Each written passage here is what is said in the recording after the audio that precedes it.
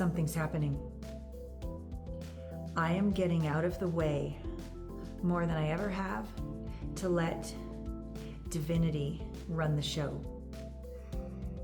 On my birthday back in January, got the text that my dad was in the hospital dying.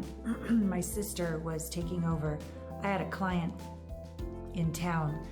I called his wife who, when Gabriel was 1, told me I would never see my dad again, and did her best for the last 2 decades to make sure that was happening.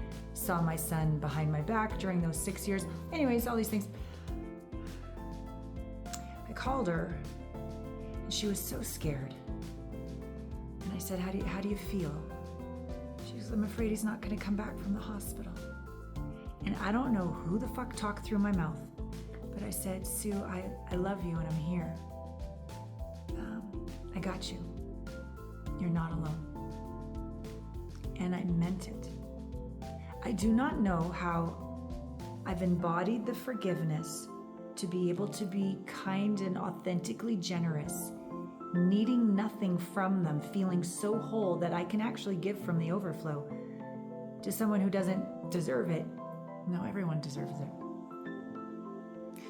Second example, Gabriel called on Mother's Day, and I saw him, as you know, in California. We've been talking, texting, and the last time we talked, he said, I wanted you to know that Dad encouraged me to call you on Mother's Day.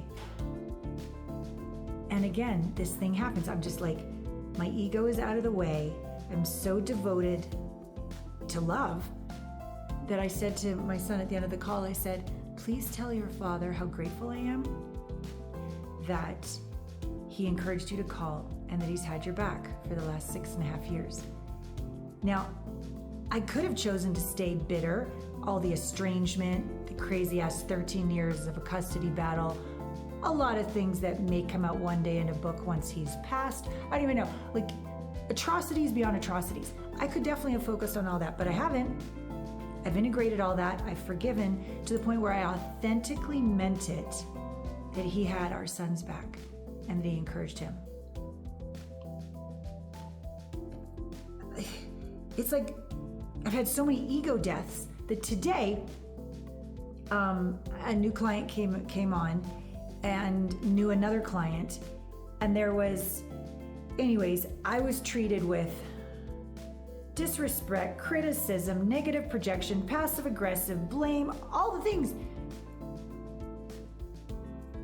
to the point of like blocking and so anyways, they had a call. Prior to the call, I had written out the termination letter with all the legalities of the contract, and then I was like, you know what, just be present, be open to miracles. You never know. If you have to end the call in 2 minutes, do so, but just be the channel of God. And the call was miraculous.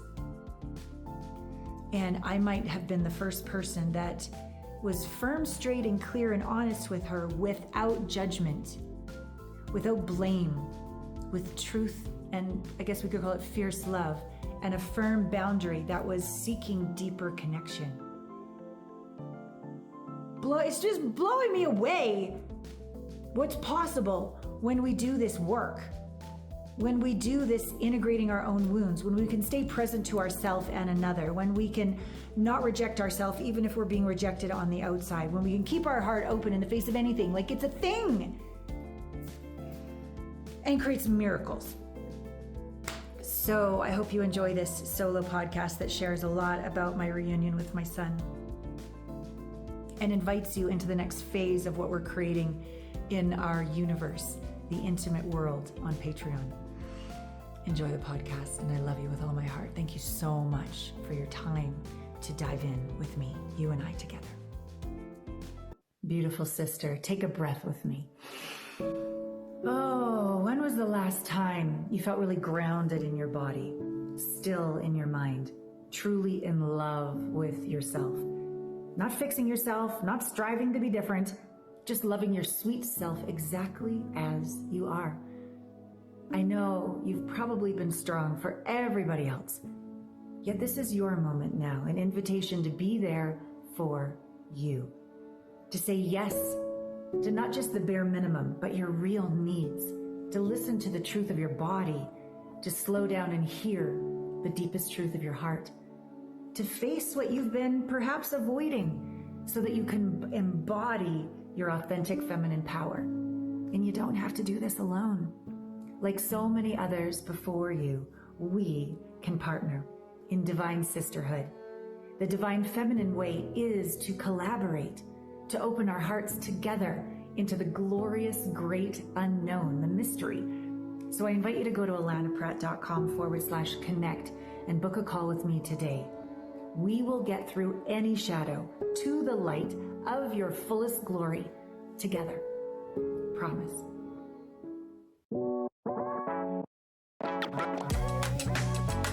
Welcome to Intimate Conversations, Season 14, Dark Night to Divine Light, because we both know intimacy is an inside job. Welcome to Season 14, Intimate Conversations from Dark Night to Divine Light, solo podcast, solo episode. Holy shit, Dark Night to Divine Light. You know, you call a podcast by a certain name, you have no idea how that's actually going to unfold. So I think I'm going to call this podcast something like Dreams Coming True Aren't What You Think. So as many of you know from my YouTube channel, or if you're on my newsletter, Mother's Day came and almost passed. It was 9:30 at night.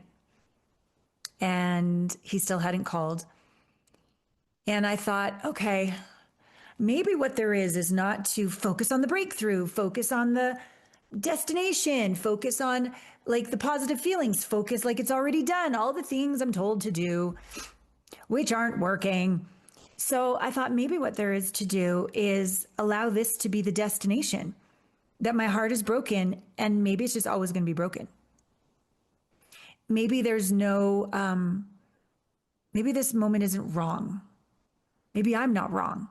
Maybe my broken heart's not wrong. Maybe this is just how it is. And then I thought about people who have literally lost their children. Their children have died. It's not like they ever get happy again about that. They can come to peace.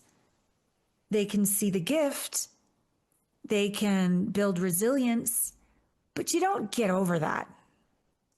And I think it would really, it was like really sobering. And that it's okay if I'm generally a super happy lady and there's this part of my heart that's broken. And then he called. Oh my God.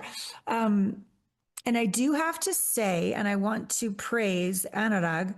I have many coaches, many healers. I do a lot of work. I've always done a lot of work. As soon as I became a coach, out of integrity unless I'm being coached. That's just how I run. And it dawned on me when I was doing this call 10 minutes before Gabriel called, that when he called last time on his birthday for like 90 seconds, it was 2 weeks after I did a call with this particular healer. And I'm sure all the things I do make a difference, but what are like the big energetic things that move the needle? And just this remembrance that doing is so small, being is so huge. What's already formed into matter, so small. The untapped, limitless field, so huge.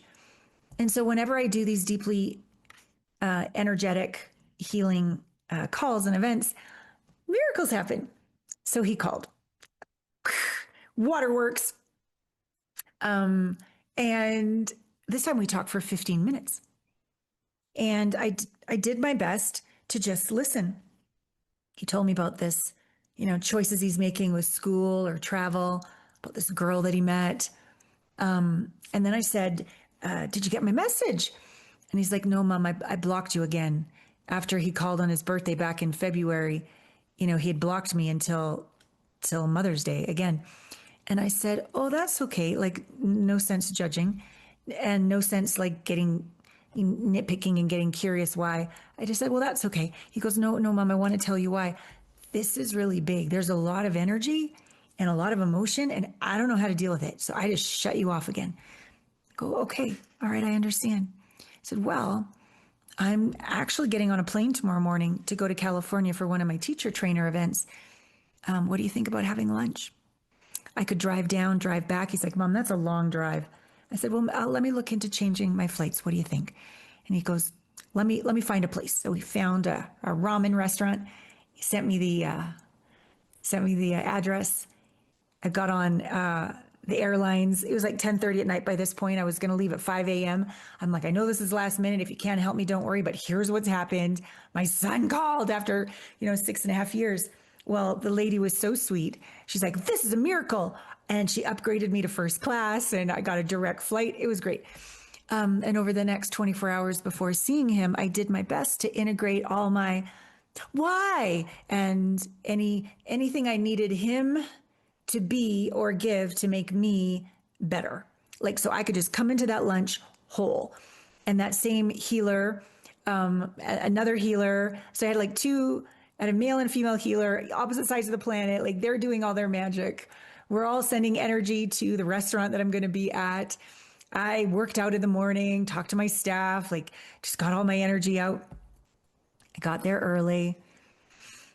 You have to fill out the little thing, do you want the wide noodles and the extra spice or however you want your ramen to be? Got an extra one for him. Right on time, he comes in. And like, this is a crowded ramen restaurant. Nobody has a fucking clue like what a moment this is, but it was kind of good. So I didn't make it so significant and important. I gave him a hug. He's so tall. He's like 6'4". Gave him his little thing to fill out for his ramen. I'm looking at him. I haven't looked at him for 6.5 years. Would I have done a double take if I saw him on the road just walking by? If he had his glasses on, probably not. I'm just like, whoa. He's kind of got like a mustache, a little goatee, and so we sat down, and I just shut the fuck up. Didn't ask questions. Didn't fix. Didn't give advice. Did just let him pour.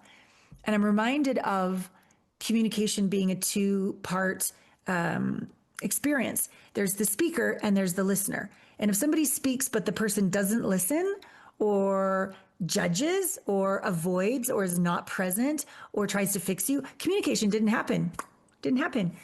So I did my best to receive 6.5 years of him not being as heard as deeply. I'm sure he has many people in his life that can hear him, but this is my superpower. This is one of my superpowers, communication. I work really, really hard to hear my truth, facilitate that between my clients. And then it was like boots on the deck. Like, how can I receive my son?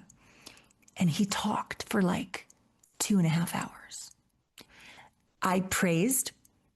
I asked follow-up questions. Or I just basically just said, I hear you. What else? And he told me about his father. He told me how he's lived away for 3 years and the distance has given him perspective. Told me how his grandmother died during COVID. Told me his frustration with the masculine direction of his baseball team, not in general, but a couple coaches. And how it's just really made him want to like not try and he doesn't respect. And some of his other buddies are lovely, but not like deep friendships. And he's been living with tons of guys in a house and it's a pigsty and doesn't like to cook in a dirty kitchen. And he just poured everything. And then we went for a walk and I said, how about let's go get some ice cream? So we walked, along this beautiful street with all these cool shops and found an ice cream place. And then we found a park and he told me about this woman that he met and how amazing she is and how it felt so good that he wasn't like trying to be the cool dude, like to pick her up, how she came over to him. And it's just been so flowing and easy. Oh, and then 2 things I think probably landed the most that he shared with me. Back when he was maybe 8, I was guided by a friend. I've always had women's circles or groups, always been in different conscious communities. It's just, we can't see our own blind spots, right? And one woman who had a child older than mine said, when my child was about 8, we put a board in the room. And so I did. And it says, I put in great men with wise words. And everywhere Gabe and I would go, we would take, and somebody said something profound that really moved him or touched him, or he wanted to remember, we'd take a photo and we put the quote underneath it. I still have it. I still have it in the guest room. And he's, as we're walking, he goes, Mom, remember that board, great men with wise words? I'm like, yes. He goes, remember when we went to go meet Les Brown? I go, yes. He's a personal growth speaker. Picked Gabe up, put him on his hip, got our picture and said, Gabriel, if you're willing to do what's easy, then you're going to have a life that's hard. But if you're willing to do what's hard, you can have a life that's easy. And Gabe said, it didn't make any sense to me when I was like 8 years old. He said, but the last 6 years, I've been talking back to my coaches. I've been letting, girls tell me what to do. I've been giving my power away a lot. I haven't called you. I've been doing what's easy, and it's been hard. And I said, wow, was it hard to call me? He said, it was scary. I said, I got it. How's your heart about us? He said, it hurts. And I said, well, I have a lot of support, a lot of people that love us. So please tell me if I'm going too fast, too slow, or just right, because we could do some healing together. I could provide some healing for you alone, or we could do both. Just let me know, because you don't have to live with a broken heart. Thanks, Mom. So that was extraordinary to know that in his whole life almost was in a custody battle. And I've done a lot of forgiveness work that I did my best based on my unintegrated trauma wounds that I have integrated since seeing him. So I was a lot more hypervigilant. The way I saw the world was out to get me. And so that, entrained into him. And it can be healed. It can be integrated as well. So then as we're eating ice cream that he's commenting that I'm eating rather fast, he's like, Mom, I don't know if I want to go back to play more ball in college. There's a couple colleges that have offered like scholarships for him to play for the next 2 years, which is amazing. But he hasn't had great experiences with coaches, and he doesn't really like school. And he's like, maybe I'm just going to quit and travel, because I really want to find my purpose. Wow. For him to know that he's not fulfilled.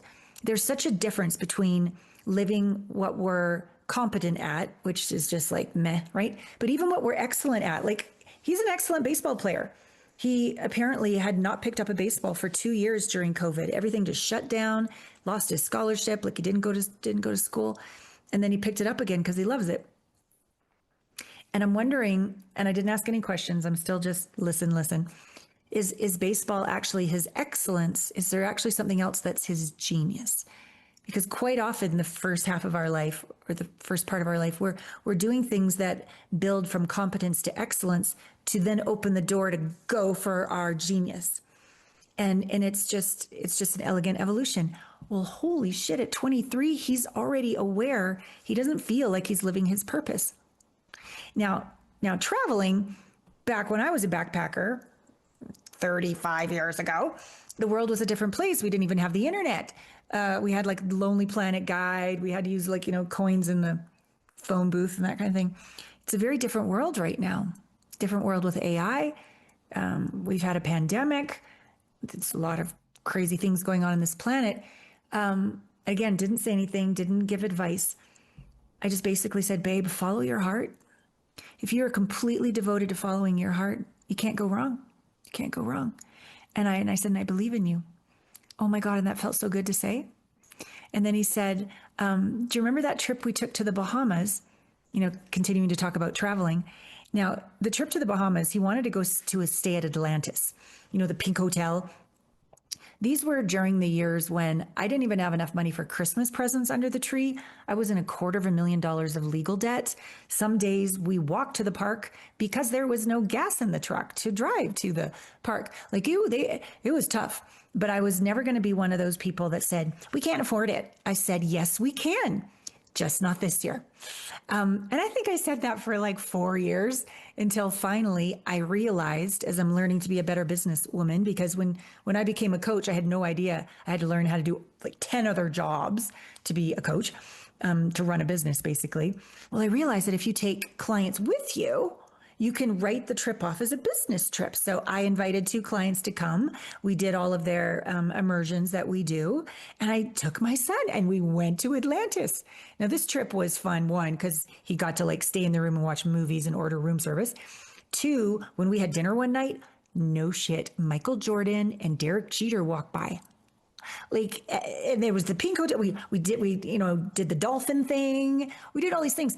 But one thing we did, which I felt like I dragged him to. It was called Junkanoo. And it was this kind of like parade battle. I think it was like the day after Christmas or something, or New Year's, somewhere in there. And it was costumes, it was music, it was like floats, and it was like one side of town, a battle against the other side of town. It went to like 1 a.m. I got bleacher seats right in the front row. And I'm just like, culture. I was loving it. He was young. And so I thought, he was like, can we go home now? I'm like, okay. So I didn't think it really made a difference. Anyways, so here we are back to talking. He goes, Mom, when we went to the Bahamas? I go, yeah. He goes, my favorite part was Junkanoo. Stop it. Shut the door. I thought you hated that. No, Mom. I want to see the world. I want to see culture. I want to see people. I'm like, oh my God, he is my son. Like 6.5 years of nothing. But the formative years, my best, totally not perfect at all, but it went in. And it's when you think about a soul choosing parents for their greatest evolution. I remember too, when he was about 15, before he moved in with his dad, we were having pancakes. That was our thing. And he goes, I've decided that my soul chose you and Dad. I'm like, really? What do you mean? He goes, well, you two, with all this court and all this fighting, I just tune you out. It is the best training for me as a lefty pitcher, bottom of the ninth, strike him out. I can just make everything go away. I was like, you're welcome, I think. Was that a compliment? Or anyways, he's a very awake kid. So given the called on his birthday, and then it was 3.5 months of, blocking me again, I was like, this could go for another several months till I ever hear from him again. But he walked me to my car and he said, please text me, Mom, when you get to Shasta. I was going to Shasta with my teacher trainers. So I know you got there safe. Oh my God. Okay. Well, the road, because it was rush hour, it ended up taking me like 7 hours. And by the time I got there, he had texted that he'd had a really good time catching up, that he hopes I have a good time, and that he loves me. First text in 6.5 years. So thank God the orchestration of the divine put me into a container where my eyes are still puffy, and it's been like 2 weeks. I cried all day, every day, for 6 days. I had no idea. Like I said at the beginning of the podcast, like when your dreams come true, it's not always what you think. Because I have done my work. I have processed everything I could fucking process. But there's something that's only possible in the present moment that won't come up until the present moment, that requires a situation, a catalyst for this next level to emerge, to heal. Oh my God. Like the holding of my breath, the holding of my permakegel, the holding of my shoulders, the holding of my lower back, the holding of my back of my skull, like my body just has been letting go, and tears and gratitude, like so grateful. I can't even express. There's got to be a better word. As I was driving north, everybody was calling and like, did you see him and how to go? And it was like there was more brain than could fit in my skull. There was like my pineal had gone. I couldn't really quite put sentences together for hours. Like, did that really happen? He really loves me? He's alive? Like, it's really, really big. And then over the last 2 weeks, it's like, I really am coming to terms with how hopeless I was with a good attitude. Like everything I've been dreaming, it's just really a placeholder until I saw him again. And when I really come down to what my genius is, it's being a mom. And I'm a mom. I'm the divine mother. I believe in my clients. I'm fierce mama bear. My staff literally calls me mama bear. Like I mother everybody. I'm that safe place for people to be seen and heard and loved and called on their truth. And, live your fucking truth, your purpose. I see you. I love you. You got this. Like there's this energy that comes through me for my clients specifically, but also my staff, my friends. I'm gracious. I ask for permission. I don't give unsolicited advice. But if they've hired me, I still ask for permission. But I'll say, can I just tell you what I'm sensing? And if they say no, no problem. I have an ability to see, to hear with my ears, but to hear behind what's going on. And when I do psychedelic somatic integration work with the clients, I'm watching the body. I'm hearing multi dimensions of what's going on. I'm hearing what they're saying. And I'm hearing, I don't know if it's the room is filled with angels or spiritual surgeons or quite what's going on, but I'm literally watching medicine, a body, a reverent use of medicine to check in, not check out.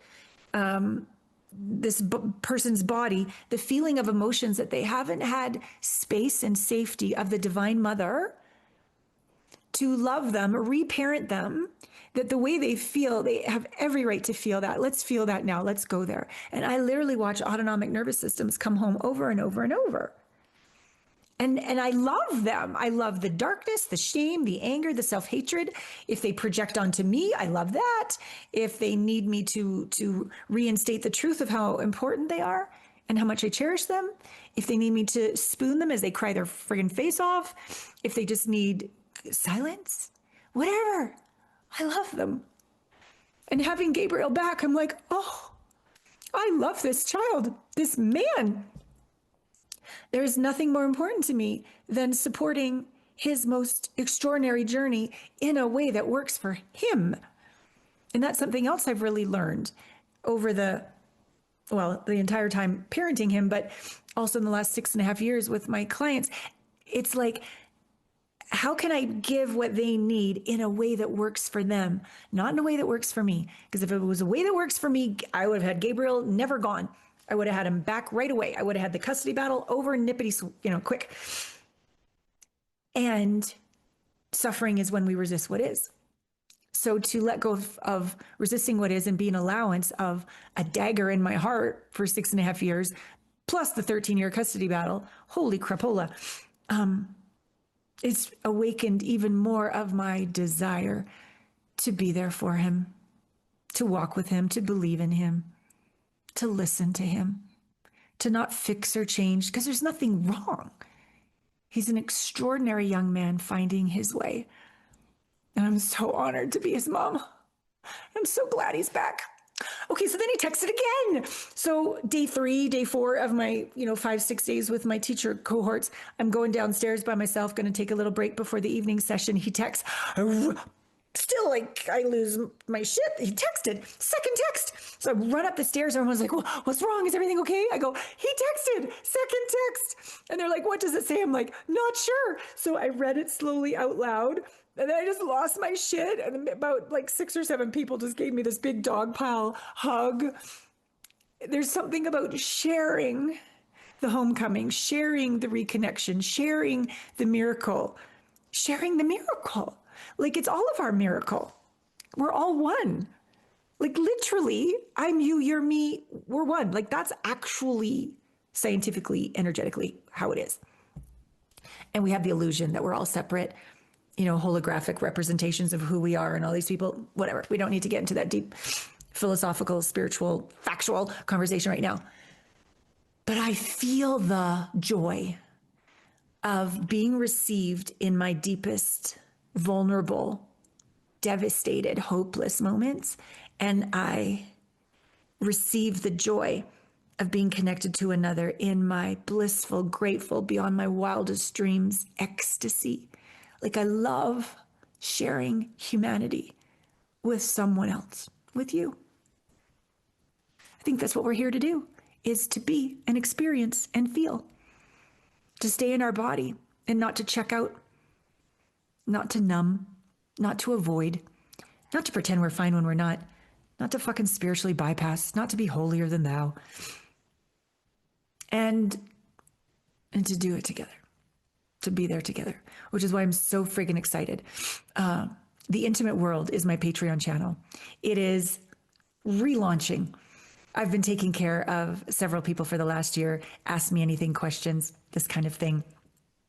But now it's going to be, it's kind of like put it into the next gear, 5th gear, 6th gear, whatever your sports car does. Like, you know, it's faster, but smoother, because it's going to continue to be answering your questions, ask me anything, but it's now called The Intimate World, which is the name of my docuseries. And you're going to be seeing behind the scenes filming of the trailer into the docuseries, but not just all the like pretty parts, like, oh, that didn't work. Oh, we need to do that again. Oh, they turned us down. Oh, this person's not going to be in it. Like the real process. Because when one goes for their genius, it's not just because you go for your genius, everything's perfect. No, you're going to have to fall down and get back up. You're still going to have to, you know, go beyond and risk rejection. But when you're living your real purpose, your genius, and you get rejected, you don't give a fuck. You just keep going. But if you're doing something you should do, or makes sense to do, or people told you should do, or you're excellent at it, but it's not your genius, and it doesn't go well, you blame, you want to give up. It's hard. You have to really push yourself. But when you're in the flow of your friggin' genius, yeah, there's still going to be challenges, but they're for you. They don't matter. They're helping guide you. Yeah, like even this friggin' house, the landlords are whatever. I'm going to move on. Let's just say that. And bless them. They want me out. They probably want to just sell it. I get it. But that's not how I interact in the world, but that's okay. But it's for me because maybe New Mexico's not where I should do my docuseries. Maybe I should do my docuseries in Colorado. I don't really know. I'm just seeing, when you're on track with your genius, I'm seeing things that look like a problem that is just redirection from the universe. Nothing's against me. If I focus on what's coming at me and I resist and I judge and I blame, I get off track. So thank God that I've got great coaches and great lawyers and all the things. So get me back on track and like, what's right about this? What's the gift in this? Why is this showing up right in front of my face for me? Because I've committed to my genius. Yeah. So you're going to see the making of the docuseries in the Intimate World. I'm going to answer your questions, as I always do in the Intimate World. And you're also going to see how I heal this relationship with my son. I asked him how his heart was, as I said, and it hurts. So I'm committed, when he's ready, as he's ready, that we heal it. I'm going to share all of the unconscious competences, put them into conscious competences of how I got through this, because I am not the only parent out there who is estranged from their children, child or children. And it is so painful. And I want to be there to support you and share the processes, the practices, the resources, and just but my transmission. The energy I am on the other side of this is real. It's a frequency of what's possible. So to be in my space is the space of a miracle. And I want to give that and share that, because that's all of our birthright. So alanapratt.com/Patreon. It's the Intimate World. Join us as it grows and grows and grows. And it's my happy place to be raw, real, awkward, celebratory, sexy, dorky, all the things. I really crave getting to know more of you in a platform where we all celebrate together. So when you sign up, send me a DM right away so I can know what your question is and I can make sure I answer it directly, because this is where I'm going to be giving all of my wisdom. Second, binge watch. There's a year of content. There's a lot of great stuff. Comment on a few, see what other questions they, arise within you from watching them. And then again, send me a DM of what you'd like me to answer or dive into or give you resources. And then soon we're going to get that live switch turned on and I'll be able to start doing lives with you. Yeah, anywhere, anytime, who knows? I'm just going to go live. It's going to be so fun. And it's going to be intimate. And it's going to be what I believe I've been designed for. My genius is to love you like the divine mama bear that I am. Oh, and I'll leave you with this. Sexy. I'm gonna own that. The other day, this right there, that stove. I had the cleaning crew come in when I was in California, so I'd come back to a clean house. So good. And then when I made the soup, the flames were doing stuff, and I just whatever. I'm just gonna make the soup, fine. But I go the next day to warm up the soup. Big like blow up like thing, and I was on with a client. And they're like, oh, that's not good. And I'm like, oh yeah, the gas everywhere. And I put Muffin in the back room and I opened up the doors so she wouldn't get out. And I turned it off, but I could still smell the gas and not good. So I turned off the gas underneath, called the gas department. I'm like, I think there's a leak. I think there's a problem. Please come out. So I'm out in the driveway with Muffin and I'm a little panicked. Don't have much makeup on. I'm not looking all hot or anything. And these two big trucks pull in from the gas company.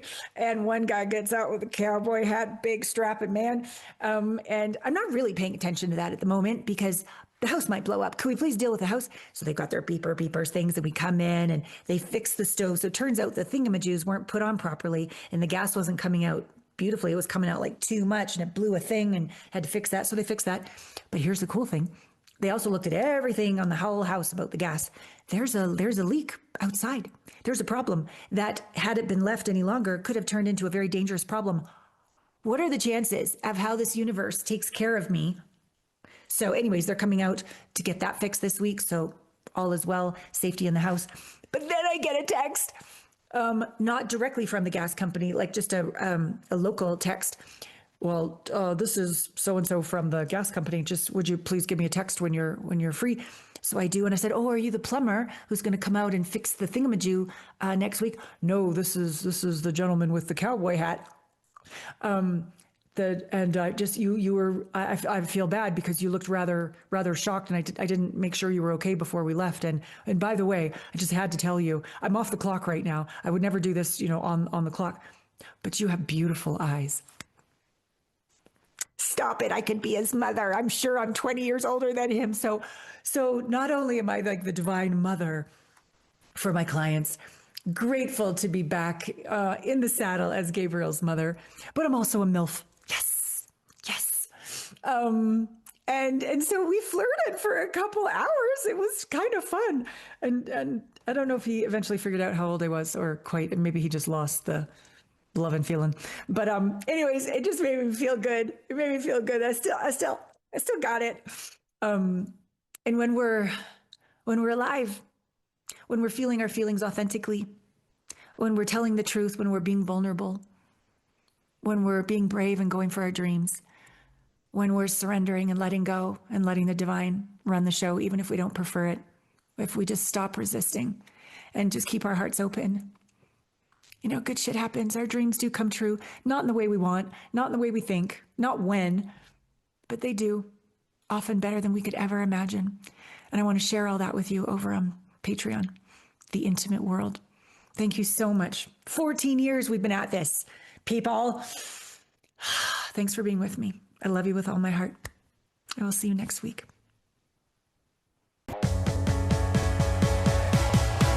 See you next week on Intimate Conversations. Get out there and make love to life. What you don't know from that solo podcast is that we talked a few days later, and I was going to New York for a bunch of podcasts and to see friends and my trainer and overall have a great time. And he wanted to join me because the Knicks were playing, and he's a huge, obviously, sports fan. So I flew him out. He stayed with his cousins. He got to see some of the most epic games ever of the Knicks. And we also got 4 days to hang out together, not just like a quick lunch, which allowed him to have the space to be brave and share with me his truth over the last 6.5 years, which fucking gutted me. His reality is not my reality. His memories are not my memories. I thought I couldn't know a pain worse than 6.5 years of not talking to him. I was wrong. You're going to see over on Patreon, The Intimate World, a section called Behind the Scenes. I naively thought it was going to be videos of all of our, happy reconciliation and blah, blah, blah. And it will. We'll get there. Right now, you will learn about how I was able, in the face of my experience was being blamed for everything, I found the place in me where I could take ownership without justification, without needing to be right, without anything, but be love and apologize for all the ways I hurt him. Appreciate his courage and bravery to tell me the truth. Commit to repairing this rupture stronger than we've ever been, and mean it. So the late night tearful videos over on Patreon, as will all videos that are not just more real and raw and transparent, which they are, they also are this is when intimacy hits the fan. Like, this is like when the rubber hits the road. This is like, we have concepts, we do practices, but like, these are the moments, like, who are you gonna be? Gonna shut your heart or open it? You gonna lean in or peace out?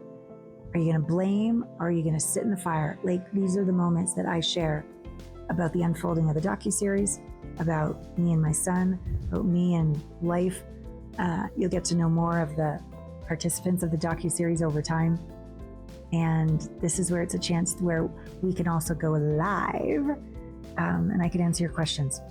So this is a place where we get to be the most intimate without like working with me.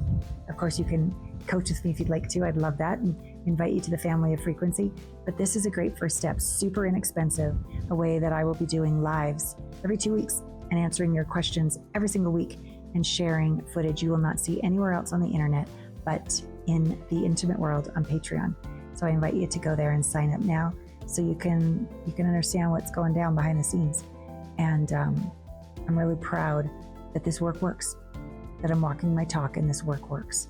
So if you are going through any parental alienation, if you have not seen a family member in a long ass time, if you are at your wit's end of how to repair a rupture, if you need someone to sit with you in the fire and integrate what's in the way of you having the deep connection, meaningful communication, and heart-centered relationships you desire, I'm your gal. It would be an honor and privilege beyond measure.